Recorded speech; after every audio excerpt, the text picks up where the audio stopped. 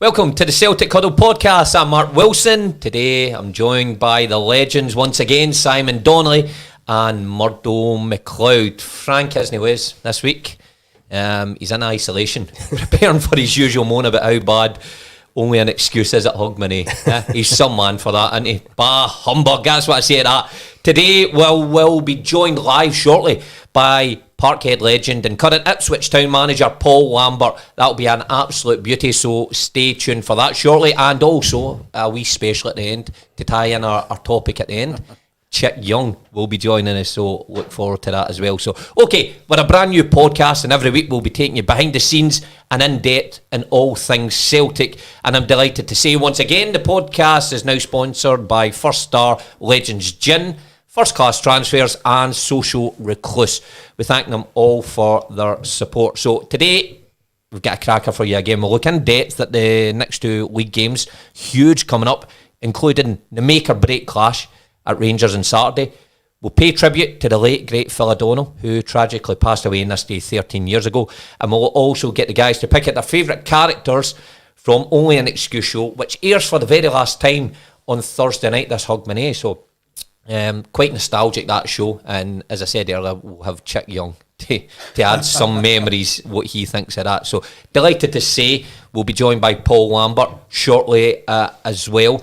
But guys, if we can just then jump straight in to the upcoming games. Well, let's chat just briefly about what happened last week at Hamilton. Pretty quickly, deserved victory, formation stayed the same. Lots of positives to take from that, Aye, we touched on it last week in the podcast. You were just looking for 6 points for the two games, a couple of clean sheets, and you tricky games at Hamilton at times, but went there and got the job done, 3-0 in the end. So you were just looking for 6 points. The next game's tomorrow, obviously Dundee United, we spoke about it, they're must-wins, and then there's a big one on Saturday. Yeah, and Dundee United, I mean. Yeah, I think that's going to be a really tough game. Get over that one I first. think United, I've watched them in the last few weeks, and they're a strong side. Yeah, they're a hard side to beat. So this is when Celtic's got to be at their best and get 3 points and then get it all set up for the weekend. Yeah, no slip-ups needed before then. Guys, I'm delighted to say we're joined now by Celtic legend Paul Lambert. How you doing, Paul? Hi, Mark. How are you? Yeah, good, thanks, Paul. I was just reading some of your stats last night, and it makes you sick as a player when you read some of the honours you've won. I mean, Champions League winner, treble winner, UEFA Cup finalist, France 98, unbelievable. I mean, do you ever just sit back sometimes and think, I've done not too badly here in my career? No, I never think about it. And, no, what? I honestly, I never really think of it. I think once your career's finished, that's it over. I never really look back on it. I had some nice times with the guys and sitting beside you as well. So, listen, proud of what I've done. And a lot of times we won some great titles at Celtic, and Dortmund was an incredible time. But I never really sit and think about the achievement, really, No, geez, I'd have my medals around my neck every interview I did if I had your accolades. But listen, I hear how you recovering. Actually, first and foremost, have you been in isolation? I felt this has really floored me. This has been horrendous. I wouldn't wish this on anybody. I still feel struggling with it. But this is a 10th day in isolation, really, where I should be back at work, but I don't feel I can go and do it at the minute. So hopefully in a few days this starts to leave. I've certainly never felt like this for a number of years. Well, that's worrying, but hopefully you're on the road to recovery now and the worst is behind you, and we wish you all the best. Just as you are tuning in just now, as last week, get your comments or questions in. We'll put them to Paul or the guys here if you want. But Paul, we'll go into the week ahead that lies for Celtic. Sid and Murdo here as well. Was if Celtic beat Dundee United tomorrow, Rangers win at St Mirren, the gap remains at 16 points, but Celtic have 3 games in hand. I mean, Sid, what do you think? A must win for Celtic at Ibrox? I think so. I think we were talking before we came on here. Worst case scenario, a draw, but I think you need to go and put a dent in Rangers at the moment, and go for the 3 points. We can't obviously dismiss tomorrow's game, as Murdo said there. Dundee United, it'll be a difficult game, but I think you have to go and win every game just now. You know, Rangers have created a gap there, albeit Celtic have got the 3 games in hand, but you need to go and apply a bit of pressure. Yeah, and I was looking back at the game 23 years ago, Paul, where you scored that unbelievable goal against Rangers in the New Year's Day fixture. I mean, it was incredible, the quality on the pitch that day. But honestly, that goal still remains one of my favourite Old Firm goals. I was only 14 at the time, so it was incredible watching it. What was your memories of that day, Paul? I think Murdo and Simon, it was a massive part of it. That we had to win. I mean, there was no room for an error. And I think if Rangers had beaten us that day, it'd been really difficult to pull them back. That's why I always say that season to stop the 10 in a row was my hardest title to win in the domestic stuff, because the pressure was huge. Playing in front of fans brings its own pressure, as you well know, being at Celtic. I think the difference this year is the crowd not being at Parkhead, helping the crowd not being at Ibrox has given them a lift. Without a doubt, I think that's happened. But we had to win that game, and I think that gave us whether it gave us a belief, I'm not sure, because I always thought we had a really good side. We had a really good side, and we were up against the Rangers team that were good as well. But to stop it was the hardest title. But what a game it was that night. What an atmosphere it was that night. It was incredible day. And what I can't believe you've said all that and you've not even mentioned your goal yet. That would have been the first thing I would have mentioned. I mean, you couldn't have hit many better than that, could you, in your career? There's no answer on it. But again, tradition. He did. He won similar, I think he says, at Motherwell the week after. Motherwell? Oh, is that right? That one's not as well remembered. But I mean, against Motherwell. Yeah. Aye, but I mean, see when Paul's just saying there, the similarities are uncanny about that game that you played in. Now, Celtic hadn't beat Rangers in the New Year's fixture for 10 years. Couldn't believe that when I read that. So the pressure was on you because of that. But then if you had lost that game, you know, it would have went to 7 points. League probably would have been over. The pressure on you to win that game was incredible. Pretty similar for these Celtic players getting into Saturday. Tradition always said that who was going to win the Old Firm game at New Year went on to win the league. And obviously all our boys knew about it. They had to go out and play a really strong Rangers side, but just I think we were so much better than Rangers that day, and it looked as if here's a team that's got a wee bit of belief that they can go on and win the title. Well, you were in the dugout that day when you won that game. Well, tell us before that game, did you have belief that you could beat that great Rangers team, and then when you won it, did you believe that was you were well on your way to stopping that 10 in a row? Well, the good thing for us, I think we were just gradually getting better as the season went on, and I think that was good. And then when the Rangers game and New Year's Day games and all that kind of thing, it was just so special. You know, for all the people who knew about it, obviously the foreign players who came into the club. But people like Paul, it's been watching all his life, the Old Firm games, through his whole playing career at Motherwell and all that kind of thing, and St Mirren and all the team. But you always look to see what's going on at Rangers Celtic and Scottish football. And Paul would have known that day, coming back. But Paul had achieved so much in football. To go to Dortmund was just fantastic and win the Champions League. Absolutely fantastic. Played every game for Dortmund that season. And never missed a game, so that was really special. And then come back, and I always remember, Paul, when we were sitting in Holland, me and Vim and Davy Hay were talking about players to bring in to the club, and he says we're talking about Paul and the family's no settled down and all this kind of thing, and we said, so we've got a wee chance of getting Paul. and then Davy Hay said, I was speaking to Mello, and I'm sitting there thinking, who's Mello? I'm thinking this is an Italian agent is dealing with Paul or something like that. And it was Jim Melrose. Who's Jim Melrose? Oh, crazy. You getting in you're that I'm too young. His youth. Aye. Showing his youth. Jim Melrose played for Partick Thistle. Right. Striker, young boy at striker, and then he came to Celtic. Didn't he last all that long? at Celtic, but then went down south and scored an awful lot of goals. Then he went into being an agent. Oh, and he got you to sign Paul, did he? I think he was he part of your deal, Paul? He was, and it was really. I mean, you know, Vim came into the dressing room at Aberdeen that day when we were playing Belarus with Scotland, because Scotland, and Vim saying, "Would you give me another chance would I come to Celtic?" And I said no that day, and I'm quite happy in Dortmund. Everything's good. So and Jim get involved in the deal, and it kind of just transpired from there, and then. When I first came, we lost our first 2 games at that time. I can remember it was Motherwell. Rangers, I think, was the first one, and they lost the first 2 games. And I remember walking out of Parkhead and somebody shouting, "You're a jinx," because the team had been going really well. But Jam played a part in it anyway, you know.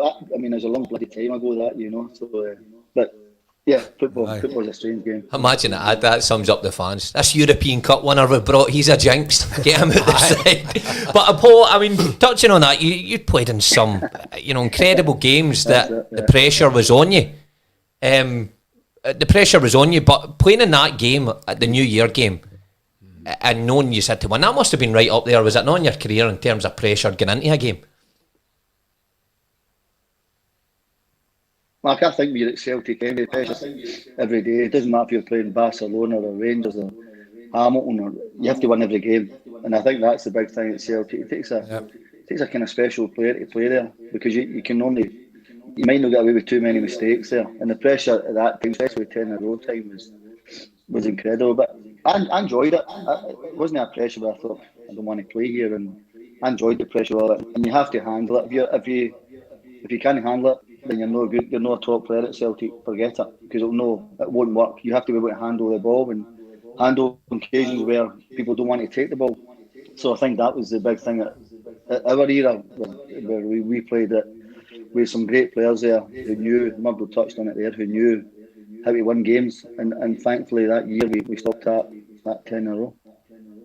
Yeah, brilliant. Look, onto this week then, and the pressure that lies for these players. Quite rightly, we should mention Dundee United, and it's a must-win game. Let's hope for the best that Celtic do beat United tomorrow. They go into Ibrox. Sid, what does Neil Lennon go? He's chopped and changed his formation all year. Has he found a formation in these past couple of games that looks the best bet going to Ibrox? Well, I like the 2 strikers up top.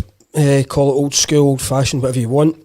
Start of the year before lockdown, Edouard and Griffiths were up top. Celtic were steamrolling teams going towards the 9th title. For whatever reason, in these trying circumstances, Griffiths found himself out the team for quite a part of the season. Gets himself back in, and I think it brings out the best in Edouard as well, having him round about him. And he's a threat, particularly in the Scottish League.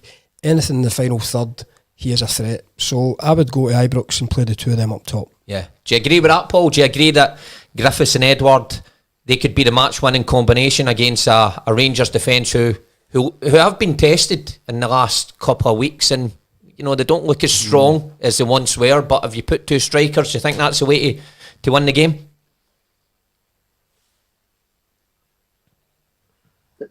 Listen, you've got a chance of it. The only thing it will probably do is give them an overload in the middle of the pitch, especially when you play Rangers. I think that's the Rangers game. They certainly can't afford to lose it.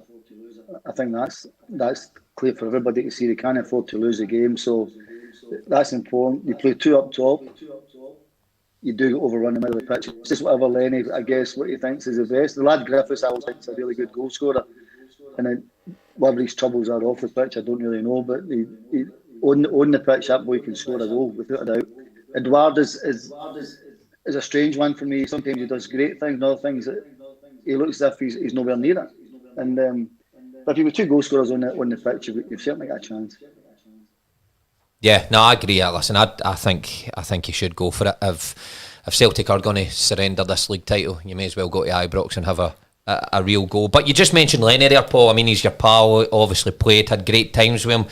You've obviously heard this, some of the stick he's got up here with the fans outside the ground. I mean, Do you feel for him a bit with the verbal abuse that's came his way, a bit over the top in some areas?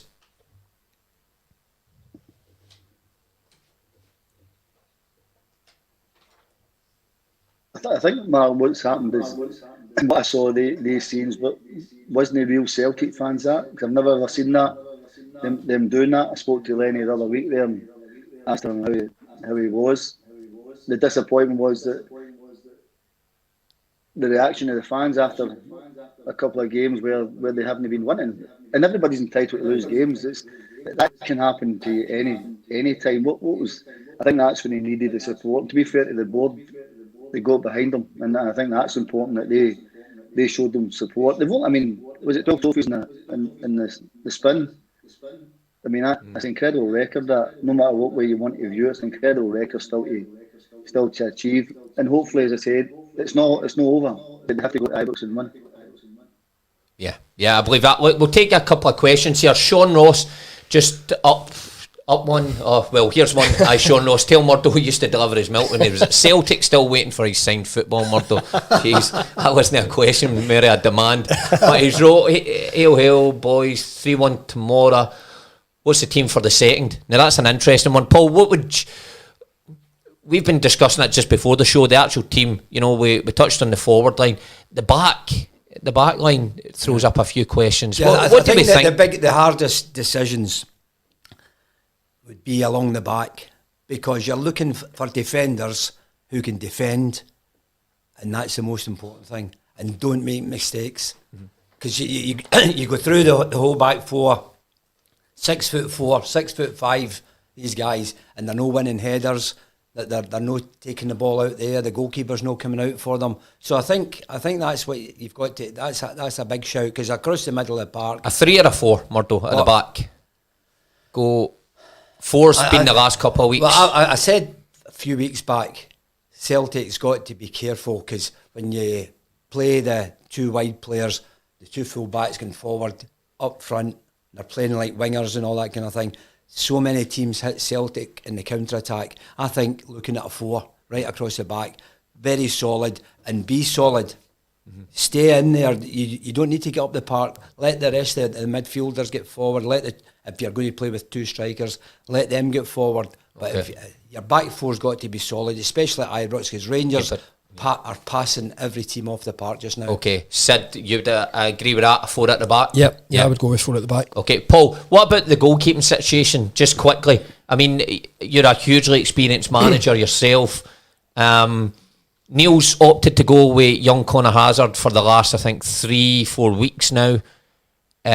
This is a different game entirely.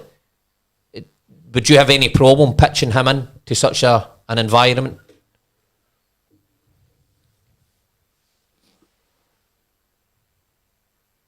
Well, I don't. The other lad they bought for a lot of money, the goalkeeper, I can't remember the lad's name. Barkas, yeah. Pulled up trees, Mark. You know, he's not exactly pulled up trees where he's made big saves and big moments of games. I've not seen him doing that.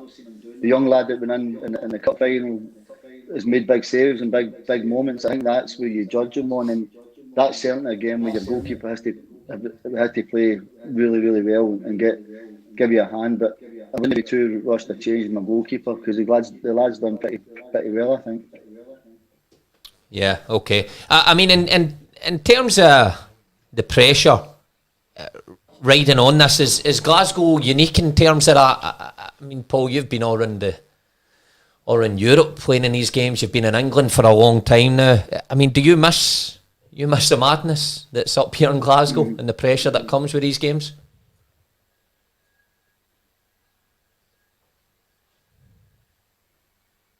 What's that again, that last bit?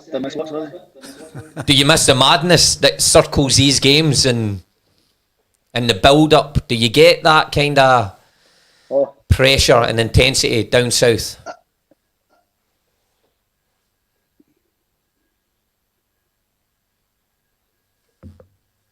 No, you miss the. When you're a player, you miss that without a doubt. It's like a drug, really. You need it every time. I think any player played at the highest level, it's like a drug. You need that adrenaline rush, that pressure to be on your shoulders every time to have it. Do I miss it on the lifestyle? Probably not. On that side, do I miss the game itself? Yeah, I do. I do miss the game of football, but you can't play all your days, so you have to find the next best thing. And then, but do I miss the madness of it? Yeah, for the 90 minutes, yeah, you miss the madness of it. But what a game it is, especially when you're winning them.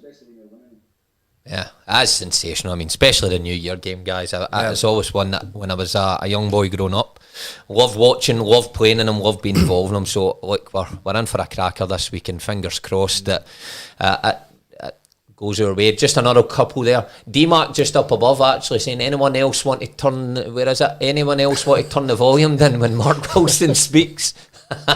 Well, I carry on, D-Mark. Is that one of your mates? I don't know. No, I don't think so. That's his missus. I know. Nicholas McCall here. Here's a big one. Will Scott Broughton be in the team tomorrow and on Saturday? What are we thinking? What do you think, Murdo? I think I don't know whether he'll be in tomorrow, but I think he will play on Saturday. I do. I think so, aye. Yeah, I think so. I think the fact that he was brought back for the cup final, he's your skipper, he's your leader. Yeah. I know he picked up a little injury. I wasn't too sure what that was at the weekend. I seen him limping about after the cup final. I think if he's fit, he'll probably start. Think so. Saturday. Yeah. If you're brought in for a cup final, people are thinking he must be the man.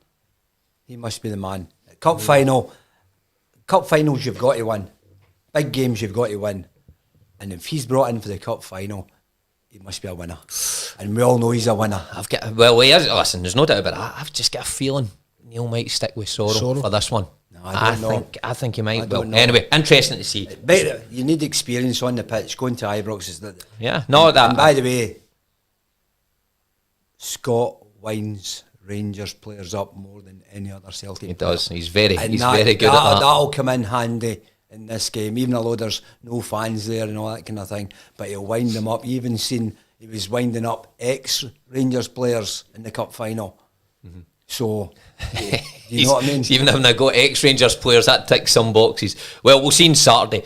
Look, on to our next one, guys, and it's one that will, is very close to all your hearts here, particularly you, Simon. Phil O'Donnell, it's a tragic passing away 13 years ago to the day on Phil. You all played and worked with Phil. He was a part of the team that stopped 10 in a row in 1998. A huge part of Celtic, and I think rightly so, a legend for his part there. Simon, you were very close to Phil. Tell us about him, really, what kind of guy he was and how much he's missed, obviously. I've went on record before, he's one of the best guys I've met in my life.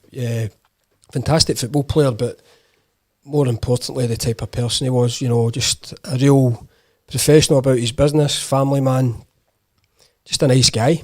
He first came to my attention when I was still at school. He was 2 or 3 years older than me, and I think he scored for Murdo at Ibrox. And I remember this new kid on the block, or on the scene rather. And then you fast forward 3 or 4 years, and Tommy Burns is bringing him to Celtic Park. And I remember, Lambert will tell you himself, when good players come to the club, Murdo as well, you get a lift. And I remember thinking, this is great. This boy's a hell of a player. He's going to be on our team now. And he went on, scored, I think, 2 in his debut at Firhill against Partick. But just a box-to-box, energy, could play, brave, and what a player. But as I say, most importantly, what a guy. Yeah. And Paul, I mean, you were a teammate of his. What kind of guy was he like to have in the team beside you in the trenches? And what kind of person was Phil? Simon just said it there. As a person, forget his football. As a person, he's top drawer. Really nice guy, and really, really sad with what had happened. And you always knew you can trust him on the pitch. I always knew where he was, and I always knew if I was in trouble, he'd bit my back as well, because he had incredible fitness. I mean, his fitness was incredible. He's probably one of the fittest in our time there. He could go box to box, no problem at all. But just a really, really good footballer, really, really good footballer. And again, I'll say what Simon said there. As a person, I think that's more important. As a person, that he was he was second to none. Him, really good. Yeah, and Murdo, I mean, you were Yeah. part of the coaching staff. What was he like to manage? He's a team player. Do you know what I mean? There's a lot of players who do well, and even new signings and all this kind of thing. They all think that they've all got their own kind of stature and all that kind of thing. But when Phil came to, he was at the club before I was there. Tommy had signed him, good money, but to meet up with him, he was great for the team. He was a team player, and that's all we needed for that whole season. We had to have a team, a full team that's going to play for each other. But Phil was so nice a person to talk to all the time, and if you ever had a problem, or he would come over and have a wee chat.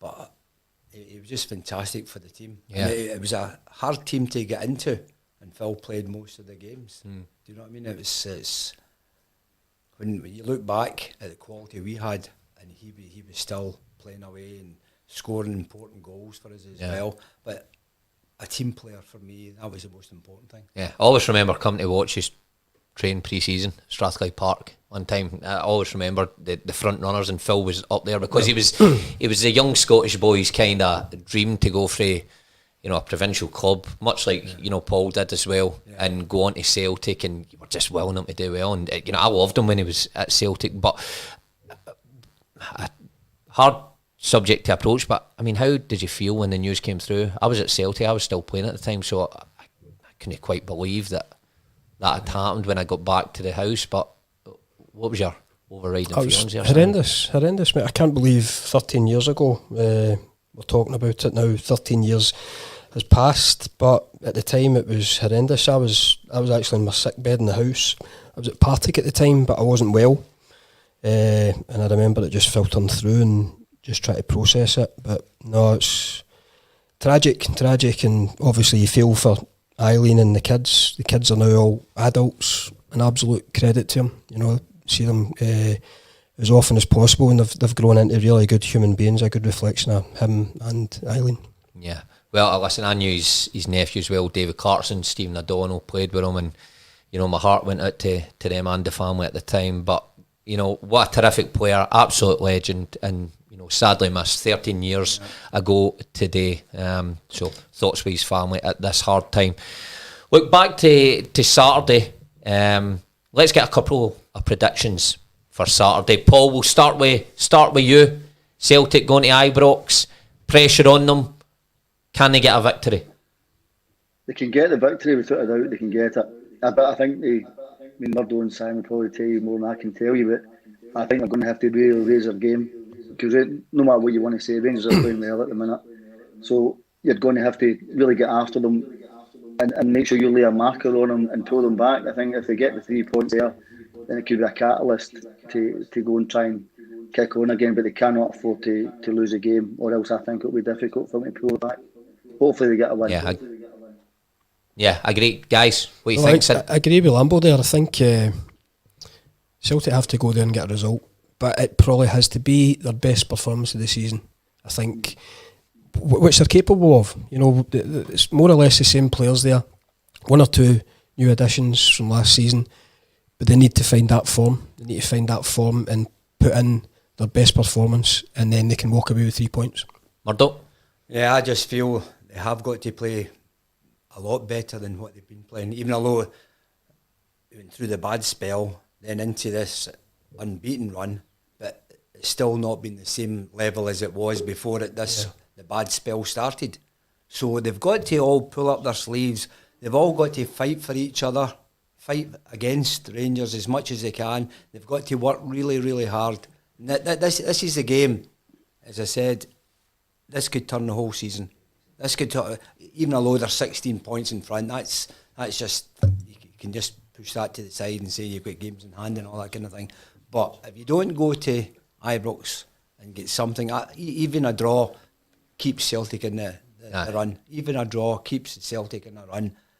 I'm looking for a victory, but they've got to play as well as they can. They've got to have a go at them. That's why I think the 2 strikers are a must. Paul, just before we let you go, just quickly in your season, I mean, can you get Ipswich into the Championship? Where are you, 7th? You've got 6 points behind, a game in hand. We're a few games off at the minute, Mark, due to this virus down here for everybody. So we've had an incredible hard time just because of the injury situation. We get a hell of a long season down here, as you probably know. We're not even halfway through. We've got a good chance. If we get everybody back fit, we've got a good chance. Brilliant. Well, listen, we wish you all the best, Paul.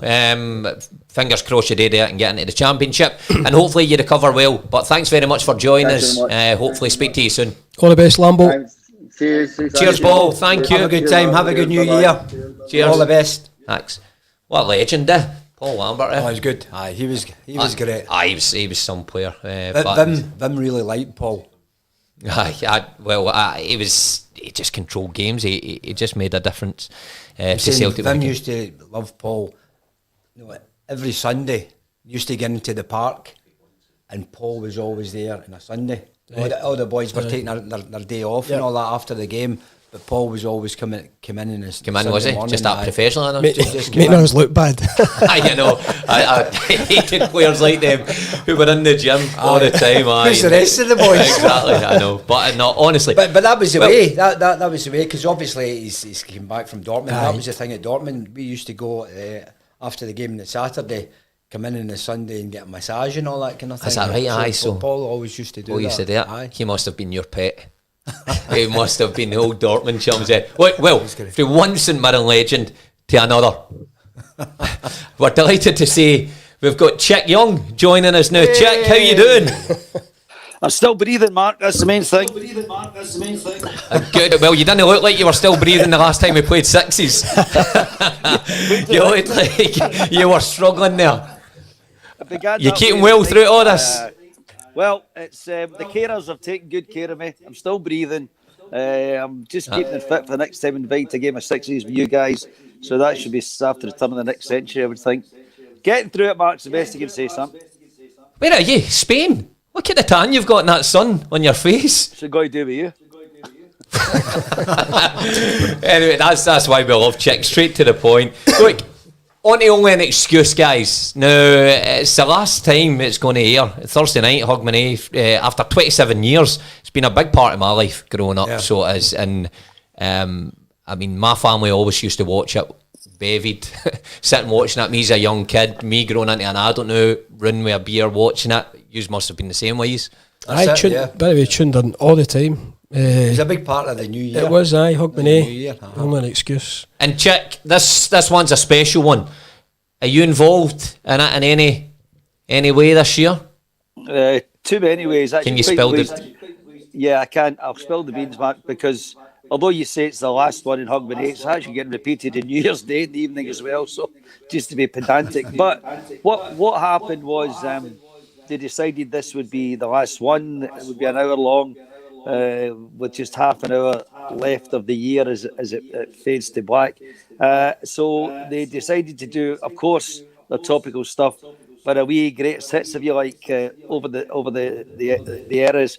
And they came to me, Philip Differ, who, along with Jonathan, is the main genius behind this, came to me and said, would I be interviewed reflecting what it's been like to have the knitting ripped out of me over the last few decades?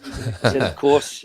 And then with the idea, right, could I not go and speak to Ken Dalglish, Graham Souness, Walter Smith, Macca, etc., and I've spent the last couple of months going around the country, down to Southport to see Kenny, and getting their reaction to it all, and the way that, you know, despite the fact we've all had, as I said, been targets, I think everyone appreciates how clever and how funny it's been over the years. And so, with great enthusiasm, they allowed themselves to be interviewed by me about what it's been like to be a target of Johnny. I mean, just to give you an insight to this about, you know, and you guys know Neil Lennon, who's a fantastic bloke. There was an episode a couple of seasons back. I can't remember exactly when this was. Maybe even the first time he was manager of Celtic. But we couldn't, our only excuse, guys, couldn't find the Celtic jacket that he was wearing, the manager's jacket. And I was sent packing to ask Lenny if we could borrow the jacket for Johnny to wear, so Johnny could rip the knitting out of him. And the wee man, Neil, never blinked. He said yes. I said get it after the game. So I'm at the game doing the trackside stuff for the BBC, and Celtic lost the game. I can't remember what match it was. Celtic lost, and I had to go and remind them at the end of the post-match interview that I still wanted this jacket. Oh, that must have been doing an absolute treat with Lenny after losing a game. But look, Chick, that just shows you how big the programme is and was, that, you know, actual current managers under the pressure they were willing to give up things for the amusement of everybody else. It's absolutely huge, wasn't it? I think he did say, though, just go and effing take it. It's in my manager's office. And I had to sneak into the manager's office, which I could get away with in these days, get the jacket. And the funny bit was when we returned it to him, wee Johnny put a bottle of Blue Nun wine in the pocket for him. Neil would have liked that. He did, yeah. But without getting too much away about these interviews that are coming up, the guys, the legends that you mentioned there, they all received it pretty well, did they? Did they watch it over the years? Absolutely, and you know, we asked them what they felt, and we asked them to impersonate themselves, being impersonated by Johnny. Oh, brilliant! That'll be great. Kenny says he never ever said maybe he's aye, maybe he's no, and of course they all deny it. And I never, as you well know, Matt, I never in my life laughed like the way I was supposed to have done in the old. And the thing about it is, give us an extended one, Chick. Everybody comes up to you and goes, thinks that's the first time I've heard it. You know, it's just ridiculous. The attitude of people, and it's the same with Kenny, and he's maybe he's aye and he's maybe he's no, and Macca with the where's the birds. Macca says he never ever said where's the birds. Rumour was that was originally yours, Chick. But I was going to ask you then, so does people... He was the sorcerer's apprentice, agreed. Well, I was going to ask you then, does people genuinely come up to you and give you that laugh? Non-stop, you know, Yeah. in one sense it's a compliment. In that one you just get weary, you know, right, pal, this isn't actually the first time I've heard this. And the thing is, when people do it, they don't impersonate me, they impersonate Johnny impersonating me. It's really an impersonation of Johnny Watson. It's honestly, I think that just shows how big the show is when people's impersonating. Fantastic. Frank's the same. Frank moans about it all He the doesn't time. like it though, Macca, And he does said, he? I've never Doesn't said he doesn't like it. But I mean, another thing, Chick, with you was when I watched it as a young boy, and then when I eventually met you, I just assumed you were this uncontrollable Rangers fan, just because the way the show painted you. And it's only now that that's been confirmed when you told me you were. I was never uncontrollable. But again, living in Glasgow, that must have shaped a lot of what people thought of you as well, eh?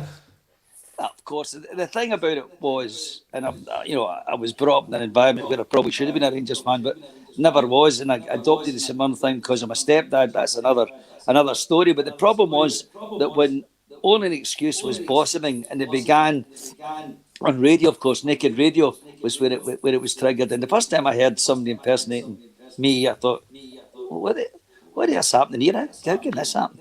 And the point was that at that time, I'd written a book about Rangers, and you know me, Matt, I did it for the right reason, money.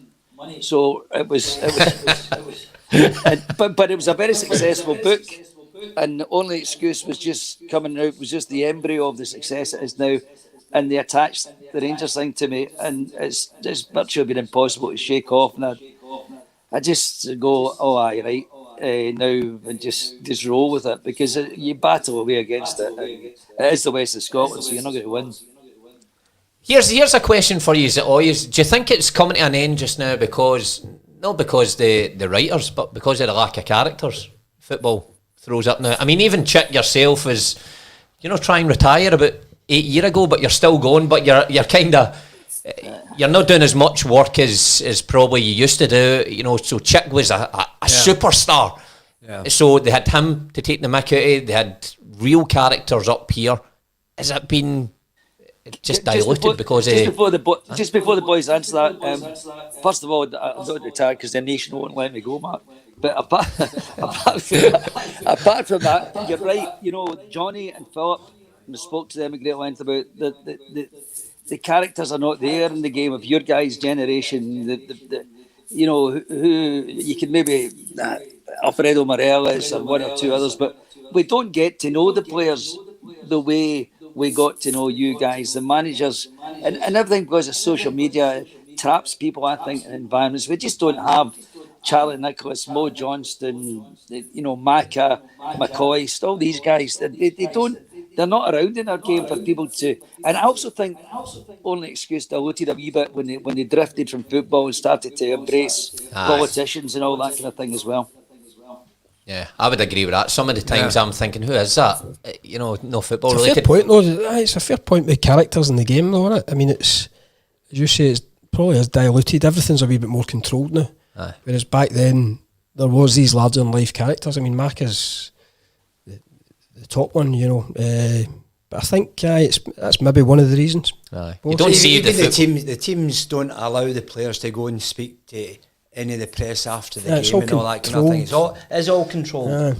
No, check after the game. If he needed something, he would pick up the phone and phone the player and speak to him. Whereas modern day, you're not allowed to do that. You go say something there, Chip. I was going to say I'd phone the player and tell him what he was going to say, but I mean it was different in the sense that Murdo and guys, players of my generation, take Kenny Dalglish or Danny McGrain and people that I grew up with, you would end up going to the same socialising places, the same nightclubs, the same bars or wherever. You mix the same company, so you had a relationship built up there, which I'm pretty sure doesn't exist now. I think all communication is done by social media. People tweet things, alleged newspapers pick up on that. It's a totally different relationship. I had a fantastic relationship. I'll never forget Billy McNeil to the day I die, and what it was. And Murdo will remember, Billy would phone me and slaughter me for something I said, and then tell me what I should be saying. And that was happening around the country. It was absolutely a different relationship between the media and people in the game, whether it was managers or even agents like Murdo. You think that only an excuse picked up when there was personalities right through the game. Aye. It's quite sad, that, isn't it, when How you think long has it been going, by the way? How long? 27 years 27? It's been going. So, much of my lifetime, I was growing up watching it. Right, might be the obvious question here. Favourite characters in it? There's a couple of big ones that have lasted all throughout my lifetime. Chip's been one that's lasted throughout my lifetime. By the way, our very own Macca, obviously. Macca, every year comes up with something funny. Macca was always the talking point, like a couple of days after when you were speaking to your mate to hear what Macca says and no an excuse. Right. It's funny how he doesn't. It's funny how he doesn't want to perform that line, innit? He stares away from it. What are you saying, Chip? Hey, listen, now he doesn't want to perform it. We got Macca to utter it during the. You'll see it tomorrow on Thursday. Aye, good. That'll be worth Exclusive. tuning in for. That's an exclusive. I think my favourite character over the years was actually with Johnny was Dennis Law, I remember in the 1990 World Cup in Italy. We were based in Italy, and I interviewed Johnny on television live, and I'd arranged for Dennis Law to come in behind him as I was getting Johnny to impersonate him. So he didn't know that Dennis was literally over his shoulder, and it was just one of these great televisual moments. I know we were trying to dig it out for Thursday night, but I'm not entirely convinced whether the boys got it in or not. But it was a fantastic television moment because John, as the boys I know, is such a lovely guy, and he's quite a shy guy in many ways. And for him to be confronted over his shoulder by Dennis listening, it's just brilliant. That's brilliant. That is great. Dennis Law, the one that says the boy Ronaldo, what a player. That was the one, because I was in school at that time. We used to always cut about saying I remember even New Year's Day games. You're going in because you're going to bed early now, of course, before the bells. Then you'd get into the dressing room and you'd ask the other boys what was only an excuse. What were they saying last night? No, you're asking what was all the funny bits, and then all the boys were telling you what was going on. Brilliant. It was. And Graham Souness as well. Graham Souness was a great character, wasn't he? As well. Jim White, of course. All these guys. Why are you so good? Brian, why are you so good? I mean, that line will be forever. Paired by Brian Laudrup and Jim White. We interviewed Graham, Mark, for this, and I said to him, did you obviously, you said obviously quite a lot. He said, no, I don't think I ever said obviously. And then proceeded in the interview that I was doing with him to say obviously 18 times. Good. Brilliant. Well, listen, we can't wait to see it. When is it on check? Do you know? You should know. Yeah. Tomorrow night. I keep saying tomorrow night. Hogmanay, which is Thursday night at 10:25, and it's repeated on BBC Scotland. Well, not BBC One Scotland on 10:25 on Thursday night, and repeated basically 24 hours later, New Year's Day. Brilliant, excellent. Well, Chick, thanks very much for joining us. Really appreciate it, and thanks for all the laughs you gave us over the years. Even though it wasn't actually you in it, but it was. Was that the exercise you're talking about, Mark? Listen, look forward to seeing you soon at the Sixes. Get on that treadmill. Boys, take care. Happy Cheers, mate. Bye. Have a good New Year. All the best. See you. Brilliant, Chick. I mean, it must be that. It just shows you how famous Chick was when. Growing up, he was just only an excuse for me. Him, McAvenny, Kennedy Dalglish, Souness, Alex Ferguson as well. Aye, brilliant. Well, guys, that's it. We're nearly at the end of the show. It's been great. It's been in quick today. Two great guests. End of the year. Legends. Aye, end of the show. End of the year. End of the show. End of the year. Look, predictions. We got your Rangers one earlier. Oh, actually, give us scores. Firstly, tomorrow, Dundee United. Score. 2-1. 2-1. Oh, so it's going to be a tight one. Is it? I think so. 3-0. 3-0. Okay, yep. I think it'll be along the lines of 3-1 tomorrow night. On to the big one on Saturday. Ibrox. What do you think, Murdo? 1-1. 1-1. Okay. Sid? I'm going to go 2-1 Celtic. 2-1. Okay. I'm going to wait till I see the team lines come out before I make up my mind, because if you remember, Lenny's always got a wee something up his sleeve. It's next year. Just gaze at it. It's next year. Well, maybe Celtic will sign somebody in the 1st of January. You never know. Another goalie might be in. You never know. Goalie. So I'll reserve judgment for then. But that's us, guys. Thanks very much. I've enjoyed it over the last 10 shows, and hopefully you have a happy new year. And thanks to everybody for listening, and hope you all have a good new year as well. Thanks to our sponsors once again: First Star Legends Gin, Social Recluse, and First Class Transfers. And we wish you all the best for 2021. We'll see you next week.